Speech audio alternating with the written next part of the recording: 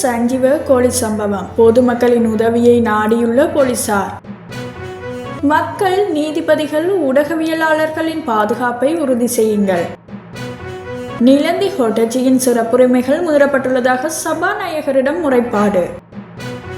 யாழில் இளம்பெண் அரசு உத்தியோகத்தர் மரணத்தில் மர்மம், எழுந்துள்ள சந்தேகம்.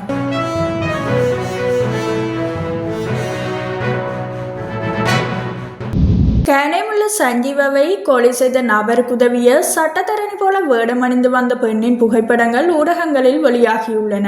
தேவகை இஷாரா செவ்வந்தி என்ற பெண்ணே உதவியதாக அடையாளம் காணப்பட்டுள்ளது. இந்த நிலையில் கனேமுள்ள சஞ்சீவ கொலையில் துப்பாக்கிச்சூடு நடத்தியவருக்கு உதவிய மற்றும் உடந்தையாக இருந்த பெண் சந்தேக நபரை அடையாளம் காண போலீசார் பொதுமக்களின் உதவியை கோரியுள்ளனர். குறித்த பெண் சந்தேக நபர் பிரதான சந்தேக நபருக்கு துப்பாக்கியை கொண்டு வந்தவர் எனவும் நீர்கொழும்பைச் சேர்ந்த போதைப்பொருள் வியாபாரி எனவும் அடையாளம் கண்டுள்ளதாக காவல்துறை ஊடக பேச்சாளர் SSP புத்திக மனதுங்க தெரிவித்துள்ளார்.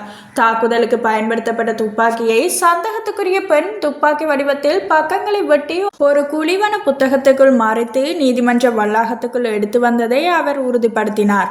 நீதிமன்ற வளாகத்துக்குள் நுழைய பல வாயில்கள் உள்ளன. நடந்த சம்பவத்தின் குழப்பங்களின் மத்தியில் தாக்குதல் நடாத்தியவர் அருகிலுள்ள வாயிலில் இருந்து தப்பி ஓடிவிட்டதாக அவர் மேலும் தெரிவித்தார். நீதிமன்ற வளாகத்தினுள் நடந்த கொலை நீதிமன்றத்தை மட்டுமன்றி ஒட்டுமொத்த சமூகத்தையும் பாதுகாப்பற்ற நிலைக்கு தள்ளியுள்ளது. இது மிகவும் முக்கியமானதொரு விடயமாகும். நீதித்துறையில் பெரும் பணிகளை ஆற்றி வரும் நீதிபதிகளுக்கு குறிப்பிட்ட பாதுகாப்பு வழங்கப்பட்டாலும் அண்மைய காலங்களில் அவர்களின் பாதுகாப்பை நீக்குவதாக அவர்களுக்கு எழுத்து மூலம் அறிவிக்கப்பட்டுள்ளதாகவும் எதிர்க்கட்சி தலைவர் சஜித் பிரேமதாச தெரிவித்தார். சிவில் குடிமக்களுக்கும் ஊடகவியலாளர்களுக்கும் கூட இன்று பாதுகாப்பற்ற நிலை ஏற்பட்டுள்ளது. இந்த விடயங்களை அறிக்கையிடும் ஊடகவியலாளர்களுக்கு பாதுகாப்பற்ற நிலை ஏற்பட்டுள்ளது. ஊடகவியலாளரான சம்முதிதவுக்கு நீதிமன்ற உத்தரவின் பேரில் பாதுகாப்பு வழங்கப்பட்டது. ஆனால் இன்று அந்த பாதுகாப்பு அவரிடமிருந்து விலக்கிக் கொள்ளப்பட்டுள்ளதாகவும் எதிர்க்கட்சி தலைவர் தெரிவித்தார். எனவே மக்களினதும் ஊடகத்துறையில் பணியாற்றுபவர்களினதும் பாதுகாப்பு குறித்து அரசாங்கம் கவனம் செலுத்த வேண்டும்.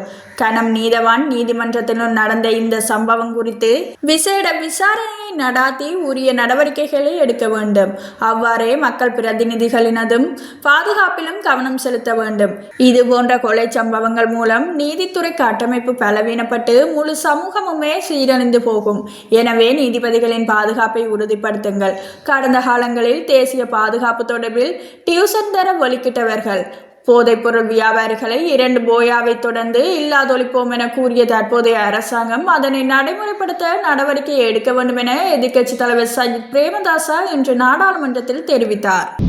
தேசிய மக்கள் சக்தியின் நாடாளுமன்ற உறுப்பினர் நிலந்தி ஹொட்டச்சியின் சிறப்புரிமைகள் மீறப்பட்டுள்ளதாக சபாநாயகரிடம் முறைப்பாடு செய்துள்ளார். இன்று நாடாளுமன்ற அமர்வின் போது அவர் இவ்வாறு முறைப்பாடு செய்துள்ளார். ஊடகங்களுக்கு அறிக்கைகளை வெளியிடுவதை தவிர்க்குமாறு தேசிய மக்கள் சக்தியின் நாடாளுமன்ற உறுப்பினர் நிலந்தி ஹொட்டச்சிக்கு அறிவுறுத்தப்பட்டுள்ளதாக அண்மையில் டெய்லி மிரர் செய்தி வெளியிட்டிருந்தது. கெசல்வத்த ஹிம்பத பிரதேசத்தில் இடம்பெற்ற கிளீன் ஸ்ரீலங்கா நிகழ்வின் போது ஊடகவியலாளர்கள் கேள்வி எழுப்பும் போது தேசிய மக்கள் சக்தியின் நாடாளுமன்ற உறுப்பினர் நிலந்தி ஹொட்டச்சி இதனை தெரிவித்ததாக குறித்த செய்தி சுட்டிக்காட்டியிருந்தது. குறித்த செய்தி சமூக வலைத்தளங்களிலும் செய்தி ஊடகங்களிலும் அதிகளவில் பகிரப்பட்டு வந்தது. இந்த நிலையில் எதுவித உண்மைத்தன்மையுமின்றி தன்னை பற்றி உறுதிப்படுத்தப்படாத போலியான செய்திகளை வெளியிட்டமை தொடர்பில் ஆராயுமாறு நிலந்தி ஹொட்டச்சி சபாநாயகரிடம் கோரிக்கை முன்வைத்திருந்தார். யாழ்ப்பாணம் சாவகச்சேரி உதவி பிரதேச செயலாளரான இளங்குடும்ப பெண்ணின் மரணத்தில் சந்தேகம் வெளியிடப்பட்டுள்ளது. தீயில் எரிந்த நிலையில் யாழ் போதனா வைத்தியசாலையில் சிகிச்சை பெற்று வந்த குறித்த பெண் சிகிச்சை பலனின்றி கடந்த 16ஆம் திகதி உயிரிழந்துள்ளார்.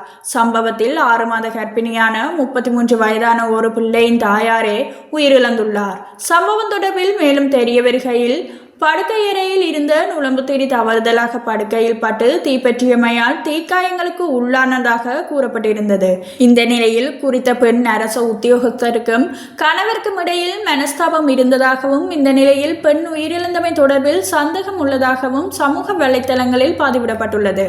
வவுனியாவைச் சேர்ந்த குறித்த பெண் யாழ் பல்கலையில் படித்த காலத்தில் கூட படித்த மாணவரை காதலித்து திருமணம் செய்து கொண்டதாகவும் இவர்களுக்கு பெண் குழந்தை ஒன்று உள்ளதாகவும் கூறப்படுகிறது. கூறப்படுகின்றது.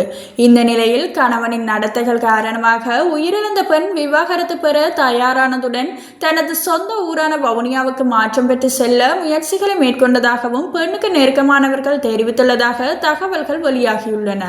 இந்த நிலையில் பெண் தீயில் எரிந்த போது குழந்தையும் அருகில் படுத்திருந்ததாகவும் எனினும் குழந்தைக்கு எவ்வித பாதிப்பு இல்லை எனவும் கூறப்படுகின்றது. அதேவேளை நுளம்புத்திரி படுக்கையில் பட்டு எரிந்ததாக உயிரிழந்த பெண் போலீசாரிடம் வாக்குமூலம் வழங்கியிருந்ததாக கூறப்படும் நிலையில் மருத்துவமனைக்கு சென்றபோது பெண்ணின் உடலில் மண்ணெண்ணெய் வாசம் வந்ததாக மருத்துவமனையை மேற்கோள் காட்டி தகவல்கள் வெளியாகியுள்ளன. இந்த நிலையில் குறித்த பெண்ணின் மரணம் தொடர்பில் போலீசார் தீவிர விசாரணைகளை மேற்கொண்டால் மட்டுமே உண்மைகள் வெளிப்படும் என சமூக வலைத்தளவாசிகள் பதிவிட்டு வருகின்றமை குறிப்பிடத்தக்கது. தனிப்பட்ட இரு சம்பவங்களை தேசிய பாதுகாப்புக்கு அச்சுறுத்தலாக எடுத்துக்கொள்ள முடியாது என பொது பாதுகாப்பு மற்றும் நாடாளுமன்ற விவகார அமைச்சர் ஆனந்த விஜயபால தெரிவித்தார். மேலும் அவர் கருத்து தெரிவிக்கையில், நீதிமன்றத்தில் இடம்பெற்ற துரதிருஷ்டவசமான சம்பவம் தொடர்பில் நான் வருத்தத்தை தெரிவித்துக் கொள்கின்றேன். அண்மைய தினங்களாக ஒழுங்கமைக்கப்பட்ட குற்ற கும்பல்களுக்கு இடையே மோதல்கள் இடம்பெற்றதாக செய்திகள் வெளியாகியிருந்தன. இது தொடர்பில் அரசாங்கம் தீவிர முடிவுகளை மேற்கொண்டுள்ளது. நேற்று துப்பாக்கிச் சூட்டை நடாத்திய சந்தேக நபரை கைது செய்ய முடிந்தது. அவர் மகரகம பிரதேசத்தை சேர்ந்த சமிந்து தில்ஷான் என்பவர் ஆவார். விசாரணைகள் தொடர்ந்தும் மேற்கொள்ளப்பட்டு வருகின்றன.